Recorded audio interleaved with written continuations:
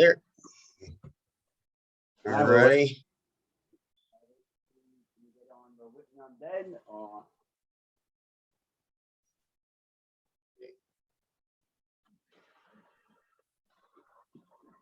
What's going on here? Okay, about to go live here. Just a second.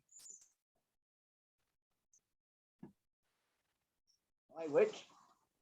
All right, and it's Saturday afternoon. That must mean it's the Written Undead podcast. I am Jack Childress, and I am here with my partners in crime, Angel Ramon, aka Angelus Maximus, the one and only Richard Ryan Rose. And this week we have a special guest. They get the extra special because of how special this person is to me.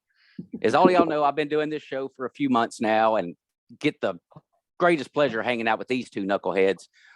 And for all this time, I always thought that it was going to meet Javin that got his attention. And he was like, well, let's see about giving Jack a show. Well, it turns out that's not the case. Now, is it, Jason? Yeah, well, after you kind of took over the reins on your own on that Halloween show we did last year, and we have our little behind the scenes side chat that the authors on Written Undead have, to talk bad about everybody behind their back. And I said, you guys, I think if we ought to make Jack like our official video moderator every time we do one of these things, and then everybody kind of agreed with that. And then the next thing I know, you're putting you up for this pod to run a podcast, and looks like it's turned into something pretty cool. I'm having the time of my life. There's no two ways about that. And by getting the chance to do this, I've made two really good friends. Well, actually more than that, but just as far as the two that are currently in attendance right here, and I'm eternally thankful for that. And it wouldn't have happened if not for you. So Jason, J.S. Patrick, thank you so much for that. Well, push all that to the side. Let's get to talking about what you've written, my brother. This is the author of After Z Book 2, as well as two novellas, The Arlington Society and Dog Day. Give us a little breakdown of how all that got started. Well, so my regular job, my grown-up job is I'm a truck driver, and I have all day long to driving down the highway to think of other stuff, just to keep my mind occupied. And it was back in January 2016, I think, when the Powerball lottery hit, got to like $1.5 billion. It was just that ridiculous Powerball, and I just I had absolutely no end of joy spending that money in my head. Spending all that money in my head driving down the road 10 hours every day. So, and I got to thinking, oh man, what could I do if I had that kind of money? And I had really just started getting into zombie listening. A lot of audiobooks in my line of work. Listening to zombie fiction, and I'm like, man, all these people have to scavenge for all this stuff, and God, what if I had that kind of money? What could I put away? What could I build? How much stockpiles could I get? So I actually, just to kill time when I wasn't driving, I started Googling lists, like, okay, so I want to have a place that I never have to leave. So if I wanted to buy 20 years worth of food, clothing replacements, vehicles to make sure I never run out of, and I came up with this ridiculous list, and it still didn't touch what the take home money from the lottery would have been. And then I just kind of started making notes about different things that ended up showing up in the book, and eventually I had a Microsoft Word document that was 30 pages long, just of notes. Was no structured story or anything. It was just stuff ideas that I threw on paper. And I finally told my wife one day, I said, look through this. I said, I think I I might try and write a zombie book. She's like, well, you've read enough of the damn things. You should probably be able to, come up with a decent story. And, I half expected her to tell me, oh, that's a stupid idea. Just, you're a truck driver, drive your truck. And, the wife being behind me from the first moment I suggested it as an idea is what really got me to do it. Now, your main character, Ryan, what was he inspired by anyone in particular, or did you just kind of pull him out of your imagination? I pulled the name out of my imagination. So in my books, the main family, Ryan and Victoria, are directly modeled after my wife and I, and all of the kids, all of the main family's kids are their first names actually use the middle names of all my kids for their first names, and Okay. I rearranged some of the like my youngest daughter is the one who really wants to be a veterinarian. Hmm. My oldest daughter, she's the veterinarian in the book, but she's actually a second grade school teacher in real life. Oh, okay. But so and the two youngest kids aren't twins in real life, but I just I don't know, I just wanted twins in the family for some reason. So, but yeah, so all of the characters, the main family character names are those characters are directly modeled after my family. Okay. Now, obviously, we know you have a military background, Right. and Rich is our other resident military guy. When you were going through figuring out weapons and all that, did you have any people that you leaned on that also have the same background to help you with questions you might not have had answers to? Yeah, my best friend that I made in the military is Nick Jones from the book. That's really him. Wow. He lives down there. He's kind of in your neck of the woods. He lives in Gleason, Tennessee, Okay. over I have by to look up where that's at exactly. south of Paducah, about an hour.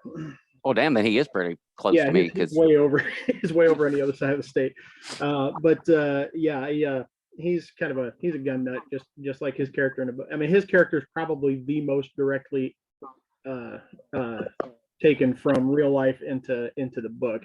Yeah, he's a big gun nut, big burly dude, and he's got a huge bushy beard, just like his character in the book does. And I leaned on him a little bit to get some, if I said, I just asked him, said, if you had to pick and you had to stock an armory and you could never buy more guns, you weren't going to have a chance to get anything else, what would you pick? And he gave me a list of stuff, and I adapted a couple of them just because some of them, the names when you're reading them, or I was thinking for if I did an audiobook, what would flow, what kind of names would flow better. That's also partially why that's partially how I pick names too, is just how they, kind of how they roll off the tongue, how natural they sound when you're saying them. okay, I've never actually thought of somebody doing that. I mean, but it makes sense because if you're reading and you get to a name that's kind of either hard to pronounce or the first name, last name don't flow right, that could make the characters like forgettable, really. Yeah. Now, Jason. Yeah. I've been listening to your audiobook, man. It's pretty good. It's pretty darn good. I'm up to chapter 11. So how did you find your narrator? So he was okay. So in the different. I'm sure you guys are all in different authors and promotion groups, just like I am. And he was one of those guys that reached out and just messaged me out of nowhere. Hey, I'm just getting into audiobook narration. Would you be interested? And at the time, I wasn't interested. I don't even think I'd sold 100 copies of the book yet. Mhm. And about 9 months later, the book had started selling really good, and people started asking me if I was, readers have messaged me, is this going to be on Audible? And so I forgot completely about Matt, and I put a audition call out on it's the ACX, the ACX platform, guys. I hear you. All right. Yeah, that's the Amazon's Audible division there. So I just put out a thing, and he was one of the guys that sent me an audition, and I loved him. So, and he's like, "Oh, I don't know if you remember me, but goes, I kind of hit you up when you were brand new, and you said you weren't interested yet." And I said, "Yeah, I do remember that now." Yeah, he had only done six audiobooks under his belt when he did mine. By the time he did After Z2, I think he had already done 40 or 50 books. So, Damn. he told me he had taken some voice lesson, some voice coaching, and some acting lessons, and some other stuff to help him improve. And it's a different sound. He's got I mean, it's him. You can tell it's him, but he's got a different tone to it. Different tone, a different professionalism to his sound in the second book. Well, it's definitely brilliantly done. I mean, he brings those characters to life, and that's so important. Yeah, I mean, if the narrator can't make you feel, well, one big thing with me, I've listened to some books where the transition from character A to character B to character C don't really sound that much different. Like, you can't distinctly take the voices like you can with the characters in your book, or the difference between Mike and BT in the Zombie Fallout. Rue and Buford, the difference is there. The way Angel's characters are done, there's a distinct difference in each voice, and finding the right narrator for that is critically important. Yeah, I'm glad that audiobook narration has evolved to the point where it's at. I've been driving truck for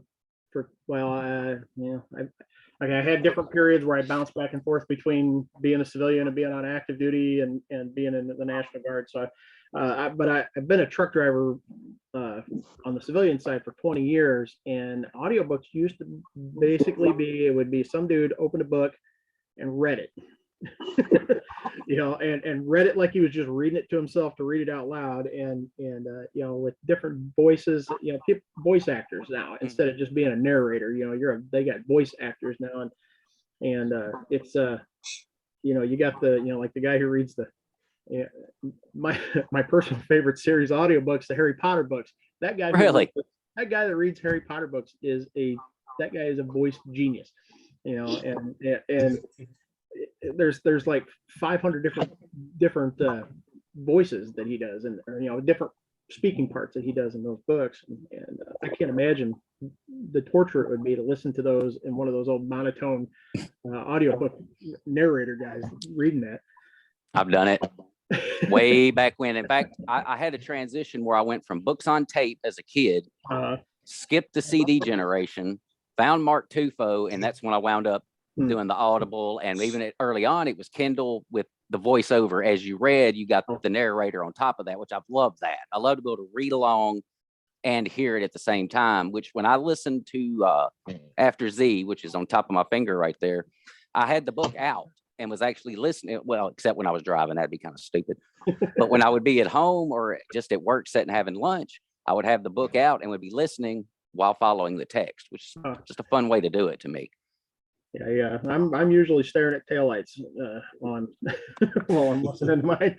So, but yeah, I've got like 350 audiobooks on my phone. I had to get a bigger memory card in my phone to keep all my audiobooks in it. But Jason, I got another question for you, buddy. How long are you planning to do the After C series? How long is it going to be? Is it going to be 3 books, or what are you planning? When I first started, I thought I'd be able to wrap it up, and I thought I was going to do a 3-book series when I first started. My second book is about 400 pages long, and it was about half the story I wanted to tell in that book. So I guess I'll go until either everybody's dead or I come to some sort of resolution. I don't have a problem with that. Just keep going. Right now, just with notes that I've got that I've taken down, I'm thinking at least 5. But I do have I do have other stuff that I've got story ideas that I want to go up, that I want to write too. But I don't want to leave this story hanging. So I'll either start working on 2 books at once, or I'll finish these. So. Well, let me ask you this: since you're driving a truck all the time, and do you ever use any kind of voice software to like try to write your book while you're driving? Yep, I actually made a transition in that. I was just typing, just on my breaks at the end of the day. But after a 14-hour workday, and we're driven 10 or 11 hours in there too.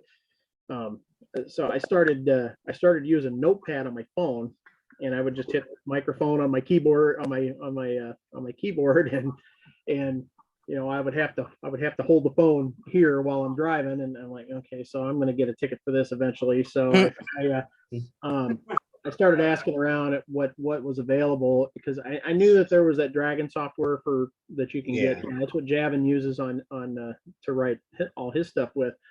And Javin said, hey, they have a mobile app for that. You have to get a good microphone that will match your phone, but they have a mobile app for it. So I downloaded it. It's called Dragon Anywhere or Dragon Anytime or something like that. But so yeah, I have that on my phone. I have a good. I didn't find any good Bluetooth headphones that microphones that match. So I actually bought a $10 wired microphone that plugs into the charger jack on my phone. $10. It was a $10 cheap microphone on Amazon, and the thing works perfect. It's got Nice. with that microphone and that application, it's got it's probably 90-95% accuracy rate, and I can, as long as I have a decent a good data connection, I get some of the hillbilly south in the mountains there where or way out in the desert where there's no not a good cell signal, but for the most part, as long as I've got good service, that thing will allow me to write while I'm driving. Well, now that we know that you actually write while you're driving, have you been just in the middle of a part and you're going along and then you just see something and go, yeah, I got to work that in, just as you're going down the road? Yeah, that happens. What's also happened is I'll go back to, I'll get parked at the end of the day and I'll edit. I'll go, I'll download that all into Word, and then I'll start doing editing at the end of the day. Where it'll be like, and the zombies chased. Oh, you stupid motherfucker, get out of my way. Because I was yelling at I can definitely see me doing that. Yeah. There's been a couple times where what I've yelled in traffic, like, kind of made sense in the flow of the sentence. I'm like, oh, okay, why did I write that? What was I thinking? Like, oh, that's what you cut me off in construction. So and and sometimes it makes a mockery of English. It will how the automatic subtitles on Facebook do sometimes, where it totally gets words wrong that people are saying, but for the most part, it's like using speech to text. When I text or use Messenger on my phone, I only use speech to text because I'm too lazy to thumb everything out. So you kind of sound it out. It won't be the right words, but it'll sound kind of like what you wanted it, and then I have to I phonetically go through the sentence like, okay, this is what I meant. Okay, so I changed the word. Anytime I use any kind of voice thing, like to Google Docs or just speaking an address into my GPS or whatnot, I always have to use a northern accent, because my southern accent just gets all kinds of miscombobulated. Yeah, I wondered. The Dragon software can actually learn your accent, though. That's what I've heard that too. The one on the phone doesn't. The one on the one for PC will actually it can adapt itself to your accent. So I don't I have Midwest. I don't know. I don't think I have an accent. I think I have a neutral Midwest accent, but you guys and Jack, you definitely got a Southern accent, and I wonder how long Javins took to learn, to keep up with him. But man, he sure puts out with his system. So, well, the way I understand it, if you were there whenever he's writing in another room just listening, you're just cackling with laughter as he cusses that thing. I can imagine. What was that? Say again, Angel, you broke up, buddy. Is Woody that bad, Jack? That's what they say. They say when he is trying to talk with the way he speaks, that Dragon just gets so confused and just messes all his words up, and he just starts getting pissed. Oh my no! I only wish I was there. I'm hoping we're going to do it again next summer, and I'll be back down there, and maybe JS can make it down this next time. He's got 10 or so books out, so he must be making it work okay for him. So. It's direct marketing. Yeah. Marketing guys, like the MMMs. Say that again. It's like the MMM, multi-level marketing. You go direct marketing to other people. Yeah. Yep. See, I always look at it like anytime I'm able to get one of you guys to send like one of my friends a code or anything like that, is I'm like the drug pusher. So I just kind of get there. I'm like, here, take a hit of this. First Then one's after free. that, you're done. You're hooked.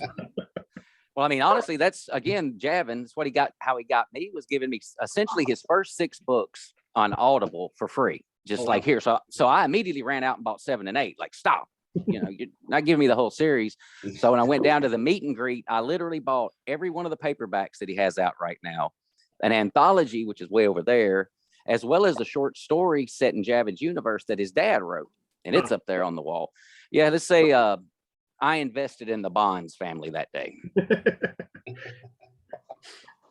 So now when you're not actually riding or driving, because I see you're a lot like me. I leave the house, I wake up 5:30 in the morning, get dressed, go to work. I'm not back home usually before 7:30 at night most days.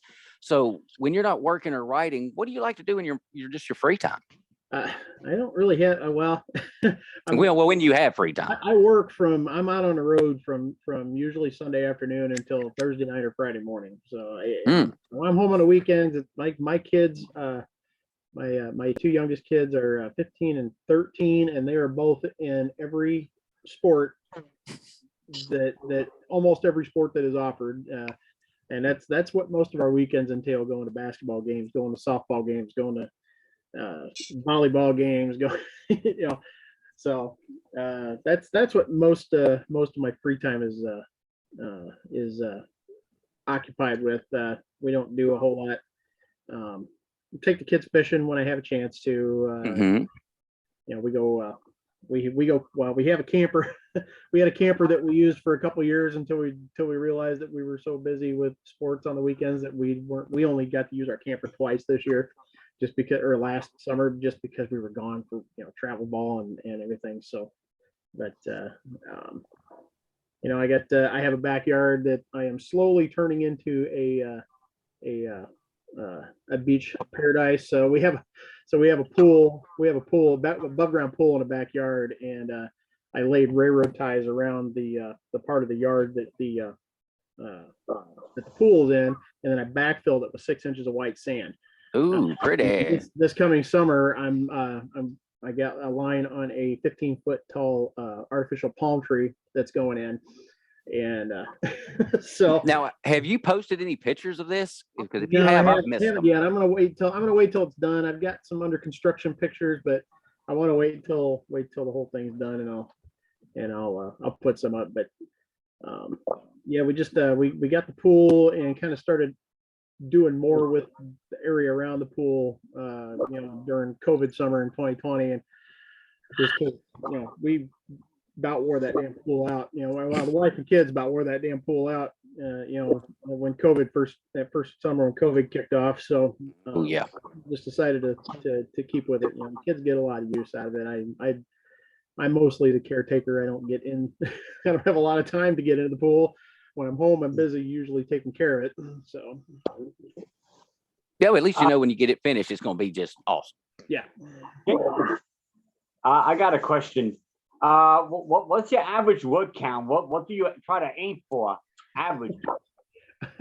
Okay, so I know you put up your word count is usually around 3,000 to 4,000 words a day. Man, Right, again, Jack knows this. Very much. If I get 3,000 words in a week, I consider that a good week. Awesome. But it's still making progress, though. You're moving. Yeah, you're going. But I get more words than that done with the recording app. But I don't consider them completed until I've got them in the laptop and they're in the manuscript document and they've been edited a little bit. That's not a complete edit. I just go through and I look for the words and phrases that the software completely mangled, and I'll fix those just so when I go back and do a real edit when I'm done, then I have some idea. But I try to take care of those mistakes when it's fresh in my head, where I can kind of remember what I said during the day. But yeah, if I can get 3,000-4,000 words a week finished, I consider that a good week. I've had the occasional 5,000 or 6,000 word day, but I just don't have the opportunity to to dedicate that much time to it. I wish I could write full time, or I worked Right back.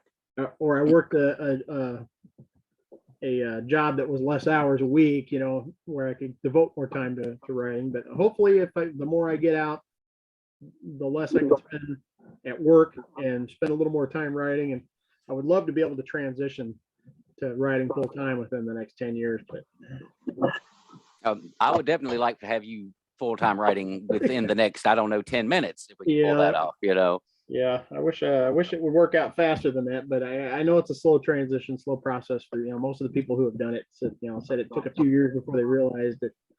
I think it was D, I think, or maybe it was Sue. One of the two said that she was writing for she didn't realize she could quit her full-time job until she made, I think, 4 times as much from writing as she made from work. And then she finally realized, hey, I don't need to go to work anymore.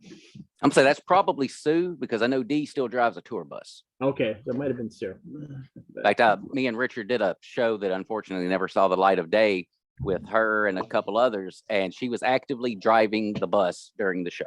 Oh, yeah, that might not have been a good one to wear it out. Well, if it was just audio, I guess, on her end, but if there's what she did, she had the camera pointed out the front of the bus. Oh, okay. So we were seeing the road as the miles were clicking off. Oh, so gotcha. It was kind of neat. It'd probably been, you can do that with me, but there'd be too much profanity and yelling at other drivers or yelling at other people on the road to make it. You could probably get a good standalone book just off the encounters you have and the words you say. I'm sure I could. I've invented more profanity just because I get tired of yelling out the same curses at everybody on the road. I just make up stuff. So. Damn. Well, you might need to start jotting those down and working them into the book a little bit, man. Yeah. I mean, you've already got really good humor in there. You might as well just sprinkle a little more in, I didn't set out to write a humorous book. I mean, I consider myself a fairly jovial person, but everybody in my books is funnier than I am. And I'm not sure how that works. I'm not sure how that works out, but the guys in there, the main character is definitely funnier than I am, and I'm not sure how that works. But I just I try to put the realism in the dialogue and the humor between people, just because those are the kind of people that I gravitate toward, and those are the most of the characters in there. The main characters are based off of real friends of mine in real life, and most of them I actually use their real names. So it's easier to develop characters that way. What's that?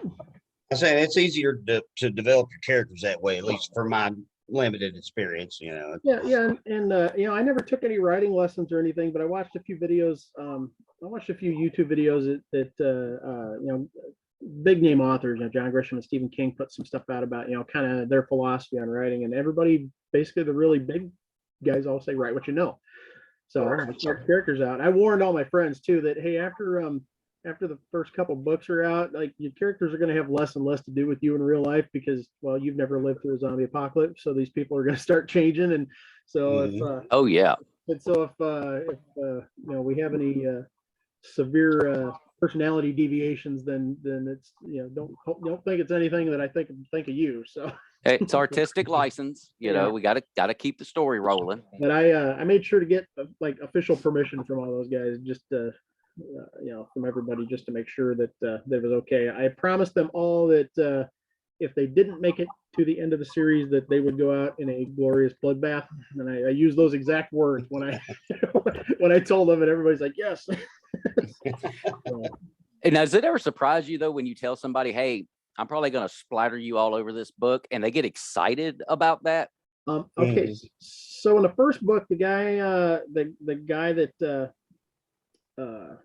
the guy in the grocery store that Nick and Cody kind of take in, and he ends up dying. So he specifically asked me. He was an Army buddy too, and he specifically asked me to write him in a part only if I was going to kill him. And I said, no. I asked him. I said, so how do you want to die? He's like, he's like something is not normal for the book. I'm like, okay, so he slips and breaks his neck, and then to add insult to injury, they end up eating him to survive. So I said, how do you feel about cannibalism? And and that's such a heavy. He's like, am I going to do it, or am I going to be the victim of it? I said, yes. What does that mean? I said, well, you're going to find out. And in hindsight, that whole sequence of events from when they first get trapped to when they finally get out and they get rescued, that really, even with just how the characters interact, there's a little funny in there. It's a really heavy freaking moment in that book because it really spins the spotlight on humanity at the fall. I mean, it's like, this could be reality, people, and then the characters are having to deal with it. I was worried how that was going to be received by when people read it, because cannibalism is a touchy subject. It's different if you're writing the bad guys are cannibals and the good guys find this out and they're going after them. But that's the first time I've read a lot of zombie books, and I haven't come across where one of the main characters, the good guy, has to resort to that in order to live. You might have the market cornered. So, sorry? You might have the market cornered on that. I may have, but I didn't go into detail on that. It just kind of gave an overview, basically, of okay, so you knew what was happening, but I didn't go into any detail. Didn't actually detail him out, them out eating the poor guy, but you knew what was going to happen. So that was also my first experience of writing any kind of like emotional, heavy emotional scene too. And I get a lot of response from that, a lot of comments on that from people so I must have wrote it okay. So. Well, hey, we've got a comment over here from a Rachel Rose Ricks. It's my daughter. She says hello. She says hello, Father. Hey, monkey butt. And Merrill's watching too, as it turns out. So we got him sticking around here with us a little Merrill. bit. And now we were talking about having some giveaways today. So I'm gonna wait for a few more names to drop through. And then what do you say we pass out an audio code or whatever you feel like? Let me pull some up on. Yeah. Well, we'll just get names and I'll send them out. I'm new to this. You're gonna kill me off. I'm looking at you. Say that again, Angel. You broke up. Yeah, I'm looking at you, Richard, because you say you're gonna kill me off. Yeah. Looking at you. Yeah. Make it good though. Make it damn good. All right. Just know that. You die pretty badly. Yeah. Know me. But just know that I'm gonna kill you worse. All right. Okay. Okay. See, now we got teammate on teammate book murder crime going on over here. See, this is what happens. This is what happens when the boys hang out and Patty's not here. It just gets out of hand. Yeah. This is your doing. Okay, all right. What's that? Says my doing. Angel, you've killed off those two contests we did for fans to get killed off in our books. You've killed some people off in your books, right? Of the written undead fans. One of them gets killed by an elephant for yeah. and one of them got killed by Jack is still on my ass until this day because I killed off one of his favorite characters, a bard. A freaking musician, go figure. Yeah. I like books and I like music.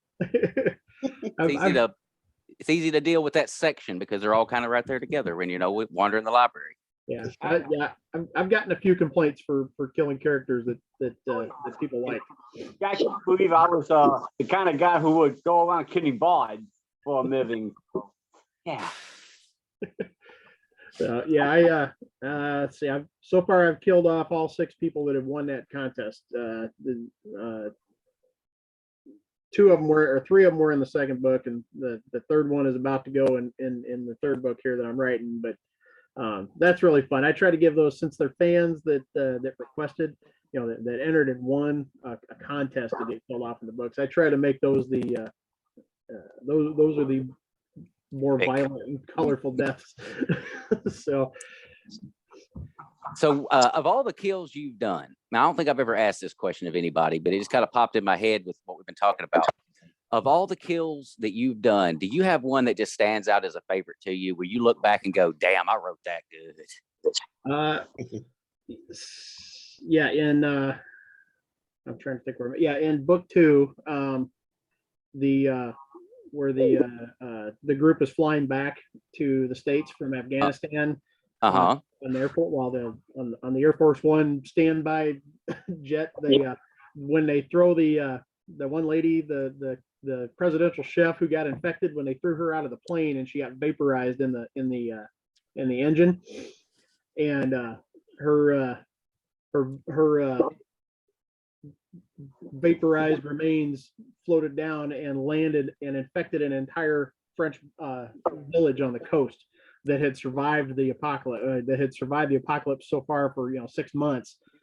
They had been doing just fine because they were able to close themselves off. Well, her body got vaporized in the jet engine at 1,000 feet, and it just rains on them. Killed the whole town, was dead in 2 days. So I messed up. The character name that I gave for the one guy, the French guy that was one of the guys named in that little French town, because there was only 2 or 3 paragraphs on that. It was just a really short thing, but I needed a town, a name for an island or a coastal town that could be sealed off from the mainland in France. And I put that question out on Written Undead, and there was that guy, I forget his name, but I used his real name in the book. He was the one that said, "Oh, hey, I live in this town, and it's a little island, and it's right off the coast, and there's only one bridge onto the island." I'm like, perfect. And I said, "You mind if I kill you?" He's like, "I hope you."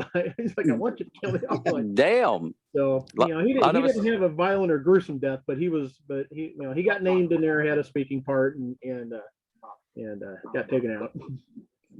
That's fantastic. Well, my cousin James, who I'm really glad he's kind of starting to get into this, he says hi, everybody. Hey, James. Hey, yeah. So, when you were in the military, what was your final rank before you left? What were you doing back then? I got out as an E5, which is sergeant.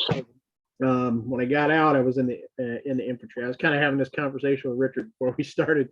When I first got in 91, and I was in air defense artillery. I was a Stinger missile gunner, anti-aircraft missile gunner in the National Guard. And then I went active duty for a little while, and I was in field artillery. And then I got back out, went back into the Guard, and got a civilian job. And I was a truck driver in the National Guard for a while. And then I started driving truck, for my civilian job as well. And then 2008, 2009, when the economy kind of crashed out, I got laid off, and I went back on active duty again. And at 38 years old, I went back into infantry, because that was the only thing. Because the recruiters told me, "Hey, the Army's full. The economy sucks, and everybody's doing what you're doing. The Army all the jobs are full. If you want to come in, you have to go in the infantry." So, well, damn. There I'm a 38-year-old guy going in and keeping up, and actually forcing myself to outperform these 18, 20-year-old kids in infantry training. And so I did that the last 3 years before I got out. Well, hashtag badass. So what was your favorite part, though? There had to have been something about being in the military you liked. What was like the favorite thing about it? Oh, geez. Some of the friends that I took away from it. That's the best part. I think anybody who's ever served will tell you that's the best part is the friends that you make. You'll also make some enemies from people you fight with, people you serve with. Not everybody in the Army not everybody in the military is an upstanding citizen and the greatest people to hang out with. It's just like any other job. But favorite thing I ever did, I don't know. There's there's a handful of firefights in Afghanistan, but I actually got to shoot a Stinger missile, which is See, that would be badass. I would love that. That would I be don't know, perfect. for anybody who doesn't know what that is. It's a shoulder fired anti-aircraft rocket. It looks like it's about the size of like an RPG for comparison, but it's got sighting, different sighting stuff on it and some stuff on the front. But I got to shoot one of those down at White Sands Missile Range down in New Mexico. That's where they send everybody in the States to go shoot that kind of stuff. When you kind of, they're expensive, so they kind of have a lottery in units to see who's going to get to go shoot one for that year. Yeah. I got to shoot one when I was in the Guard, and they shoot 30-foot long fluorescent orange ballistic missiles downrange, and then you're standing in a designated firing area, and then you track this bright orange rocket across the sky and shoot it down. So, Nice. Now, did you manage to hit it on your first try? yeah, I hit. Yeah. You only get one try. Oh, well, shit. Yeah, you better hit it then. So yeah. Yeah, that was probably the coolest thing I got to do when I was in. It's blowing $250,000 in 18 seconds is not something not something a lot of people get to do on purpose. Well, see, that's kind of let you at least at one point maybe didn't even realize it. You got to experience a little bit of what Ryan and the family got to do once they got all that money. Yeah. Like, I'm just gonna go do something frivolous. Like, yeehaw. Yeah. So when you were going through the whole thing after the characters have won the lottery, they got all this money, did you ever find yourself having to pull yourself back a little bit so you didn't just get ridiculously carried away with the stuff that they got? And two parts to that question. The second part, how much research went into actually, because you get real descriptive about the construction of the basically the fortress, the bunker, the whole nine. How much research and reality is in that construction is the second part. The answer to the first part is no. I wanted it to be ridiculous and overboard. Okay. The character had just won the biggest lottery jackpot in history. The family won. The family took the lump sum payment, and it was over $500 million. And I just thought, Jesus, what would I do? So I just thought of every single thing that I could think of. The main idea was to set this family up in a bunker that they never needed to leave for 20 years or so if they didn't want to. Well, now, along that premise, though, one thing that has become a constant theme, Ryan don't get to stay home. He seems like he is constantly leaving the place that he built. I think the part of that is just because I've been in the military and I've been a truck driver for so long, I don't spend a whole lot of time at home. And honestly, I never really thought about that till you just asked it. I think that's where it comes from. Is that in real life, I don't spend a whole lot of time at home. I make sure that the family's got a good home and they've got what they need here, and then I go out to make sure that we're able to keep that. True enough, and it's always family first. Yeah, that goes without saying. And I can tell with the way you wrote this series, the way it's going so far, it is so not just family, but family and friends oriented. Like, you build these relationships to where if something were to happen to any of these characters, for like the fans like me, it's going to bust us up. Like, because you knitted it all together so well with how each character, although personalities are different, just like real life, your friendships and family are just perfect. Yeah, and I kind of want to incorporate some sort of I kind of want to start incorporating some friction between between people on the same team every now and then, just to. That's how my friends and family are in real life. Most of we all get along, but just for the sake of plot device, I think down the road there may have to be some friction. But so far I've kind of gone with so one of my favorite shows and one of my favorite content creators is Gene Roddenberry, and I love Star Trek. All right, and Heck Gene yeah! Roddenberry's his philosophy on Star Trek was, he wanted all conflict and friction in the show to come from outside sources. Starfleet Mhm. be this cohesive group, and everybody's finally learned how to get along together. He wanted all threats and stuff to come from outside sources, and I kind of liked the idea of that, and I read tons of stories where there's big groups of people and nobody gets along, or there's always one asshole that they keep around for whatever reason, and the only real asshole I've written got he kind of got dealt with a little bit, and he's gonna make a reappearance in the third book, and he's gonna get dealt with pretty harshly at the request of a lot of readers. So I'm gonna bring some resolution to that character story. And Well, hell yeah. Well, now, about how far along are we with book 3 here? How's that coming along? I got about 50,000 words. I'm gonna get on after we're done here, and wife and kids are out of town this weekend. I have to leave tomorrow morning for Arizona. I got a wedding I'm in, but Okay. so for the rest of the day today, when we're done here, I'm gonna do some writing, and this should put me over 50,000 words by the time I'm done tonight. And my first book is about 126,000. The second book's about 115,000. So I would say halfway, maybe a little less than halfway done with it. I wish I could be one of those guys that puts out 4 books a year, three or 4 books a year. I'm jealous I am jealous as hell of Angel's productivity. Don't be too jealous. I don't have. I just have an odd time to burn. Hell, he's probably writing right now. He just ain't telling us. Talking to one of my fans who's getting my book. So yeah. Always a good thing. But yeah, if I ever get progressed to the point where I could write full time, I fully expected I would be able to put out at least 2 books a year. But I had almost 2 years between my first 2 books. The first book alone took me 3 years to finish. From the time I had the conversation with my wife, oh hey, I think I have material here that I can write a story, until the day that was released was almost exactly 3 years. So wow. Yeah, I just kind of putzed around with it, and a little bit here, a little bit there, and then I lost some material on my computer battery died. I didn't realize that the cord just barely unplugged from the side of the computer, and it died before I could save. And I had about a 5,000 word day that day, and I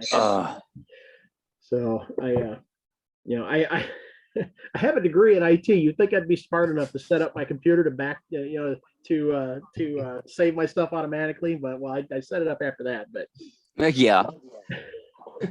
So with where you're at right now, do you already have the end of this book plotted out, or are you just kind of letting it play itself out? I have, with the exception of just taking like notes of, okay, I kind of want this to happen at some point. I don't outline my story. So I don't have it's going to start here and end here. It's just like, this is happening.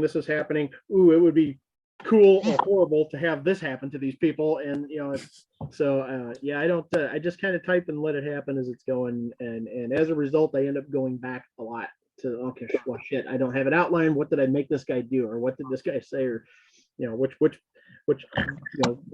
couple hooked up 3 chapters ago. I got to remember, so I don't put the wrong people back together, which I did in the first book, and it's a mistake that is still there, and I got to get in and correct that one at one point. But there was I wasn't a couple. It was somebody who got shot. It was a girl who got shot in the leg in the first book toward the end, and then like 4 pages later, I used another character's name. See, now I've got to go back and check that, because I'm sure I was just caught up in the moment and didn't even notice the names. And it was a year before somebody pointed. It was a year before somebody pointed that out to me. Like, who got shot? Was it this girl or this girl? And they're both incidental characters that have only been mentioned a couple times anyway. But that was before I started kind of keeping notes. I don't make notes before I write. I make notes as I'm writing. So I have some, I have a way to reference, what I've done to who, and who's here and who's there. And,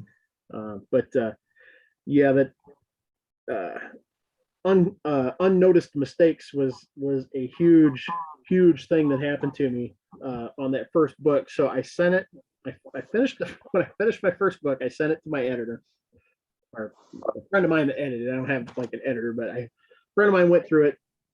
He's a college English professor, and he went through it and sent it back to me.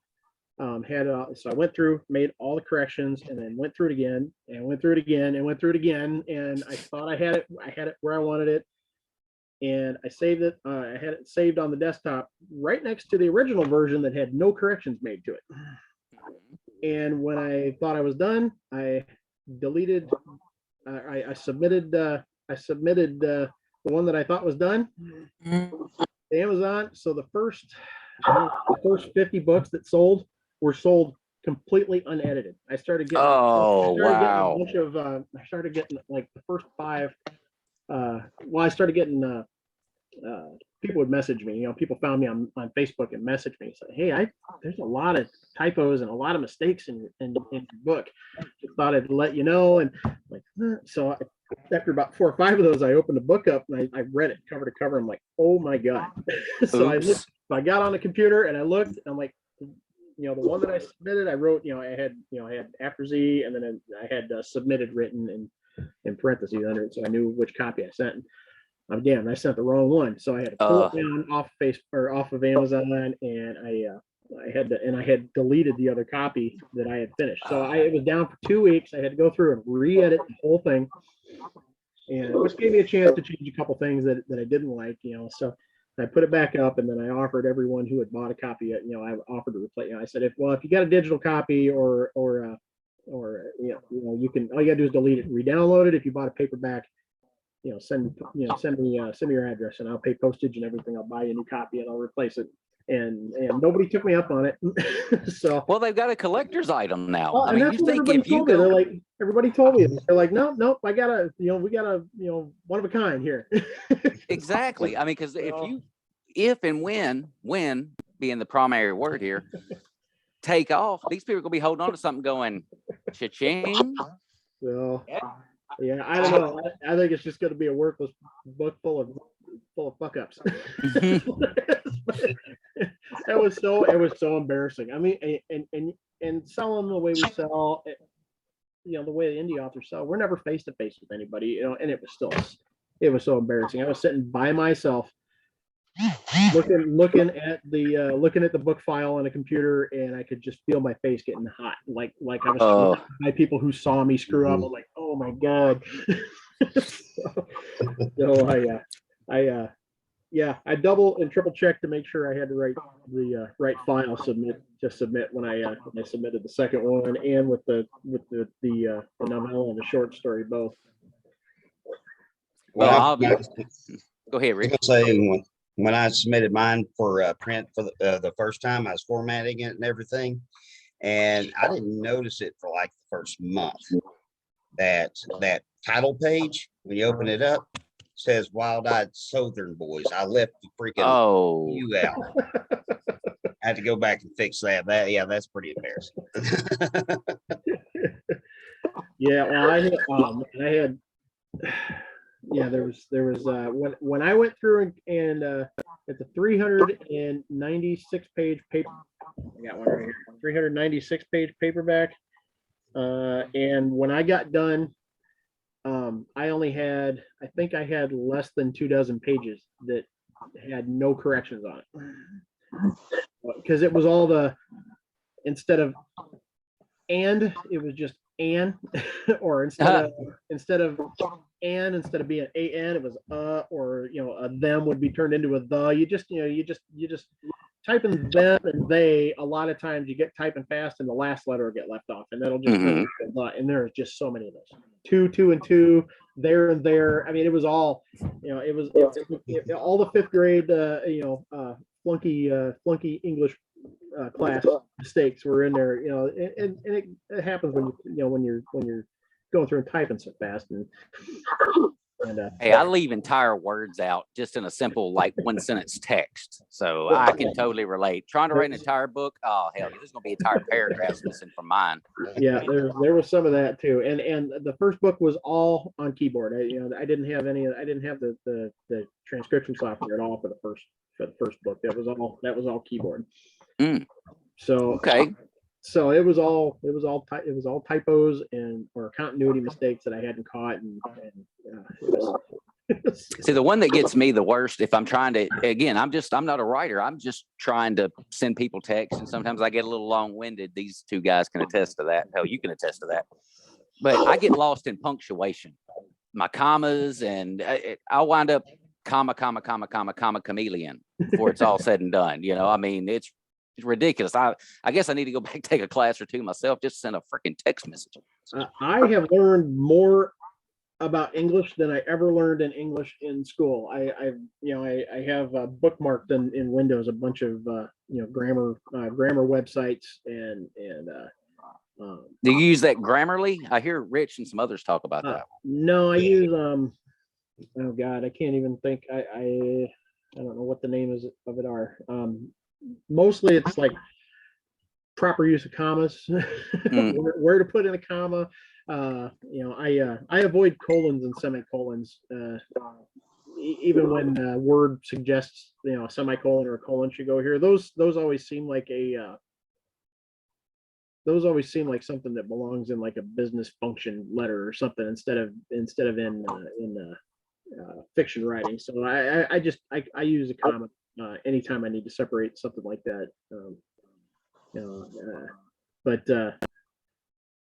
make sure I get use out of the thesaurus website and the grammar websites and how to use numbers. There's one website specifically how to use numbers when you're writing, when to spell them out, when to use the numbers, when how to hyphenate. 100 is or if you're writing 100,000 or spelling out big numbers, how to actually write them, and that can get confusing too. I can see that. But I've been a better English student, self-taught, than I ever was in school. I do recommend the Grammarly software, though. It's been a lifesaver for me. And yeah, I got a master's degree, and I thought I was good with grammar until I downloaded that stuff, and I realized how dumb I really am. All right, well, now, granted, at the beginning of all this, before the show today, we'd advertised that we're going to have some giveaways. Now, granted, it's a Saturday afternoon, so I usually don't expect to see as many people as I'd like to see pop in. And so we've had a little bit lower turnout today. So what I'm doing currently, I have taken the names of the ones who have shown up here today, along with some of our usual suspects that are generally going to pop in. And even if they don't pop in now, they will be checking the show out later. And I am going to take these names that I have right here, that I am going old school, because that's how I roll. Angel got the little spinning wheel of death thing that he uses. I just got paper the way it was meant to be. Hey, nothing wrong with that. Hey, your way was fun, though. I did really get a kick out of that, even though I never survived it, but it was still fun. I liked it. Yeah, Jack, you just wasn't lucky enough. All right. And while I'm actually folding all these up, because we are starting to get down towards the end of the show here today, what I usually do, always do, is get you guys to tell all the fans out there where they can find your wonderful books. So we'll start off with Angel Ramon this week. Go for it, Angel. Yeah, you talking to me? Okay, yeah, talking to you. Yeah, I'm talking to you, man. You're supposed to be talking about the books. Where's the books at? Come on, man. Do I look like I'm here to tell jokes? No, I don't make funnies. You go tell your stories. Okay, so you can find my books on the Amazon, the Amazon, that place. You can find me on the Wit and Undead, posting fun stuff every day. You can find me on my fan group, the Legionnaires of Antius Maximus. And you can also get one of these cute little posters. Sweet. Well, I got to get some posters. Well, hey, as you can see, I do like posters. That's the only damn one I got. And I've got a frame that's been sitting in my corner for, months now that doesn't have anybody to go in it. So first one to get me a poster wins. Yep. Yeah, I might hit you up on that, Jack. Yeah, that'll be nice. I mean, it'll take a little while, but I might hit you up on that, Jack. Sounds good, because I can put that right over here in the angel wing. So since we got this whole grand prize thing going on, what are we wanting to give away there, Mr. Patrick? I can do a paperback copy for one of each of the books, and both of the short stories for one for one The winner grand book. prize. Yeah, I call that a big grand deal. prize. And then Okay. I can do book. I can do a paperback. I'm trying to see what I got sitting here. I can do a paperback of each book for one person. If they want, or for. Let's see. No, I have 2 copies of each book 1 and book 2 that I can give out. Okay, so we're gonna do 2 grand prizes for So the now we'll paperbacks. do the one big grand prize, and then like 1 book per person. Say Okay. So 4 people, they can get book 1 or book 2 if they want. Okay, and do you want to have the audiobook codes you want to throw out there? Audiobook codes. I got tons of audiobook codes. So Okay. they give us tons of audiobook codes. So I got I could do 3, 4 for each book if you want. All right. Well, hold. I'm gonna keep drawing names then. So far, I got 3. There's 4. Hell, we might want to actually get everybody that's in the hat at this point. Get it up, Jack, man. And the yellow parents. That's my mom, everybody, by the way. She just got home from work, so she's popping in on us. They said hi. Hey. Hello. No. Okay. I'm going to use my deductions. See, 3, 4, 5, 6, 7. We got 8 names in the hat for our first audiobook code giveaway. I'm going with Merrill David. He is a code winner. Congratulations, Merrill. Get back to writing your 6th Splatterpunk book, please. I'm ready to read it. Next up, audiobook code for Rachel Rose. We have to drag her into this mess. All right. That's Rachel for my book, actually. Yeah, beautiful. Ooh, we got James. That happens to be my cousin, by the way. He's in there for that. Now, for the next one, and this guy is a regular on the show. I'm actually shocked that he didn't show up today because he always shows up and goes and plays grab ass with Angel in the background. Stephen Boostfield. Angel knows exactly who that is, the one and only Steve Boostfield. So there's his 4 audiobooks out there. And I'm really trying to get creative here, shifting them around. All right.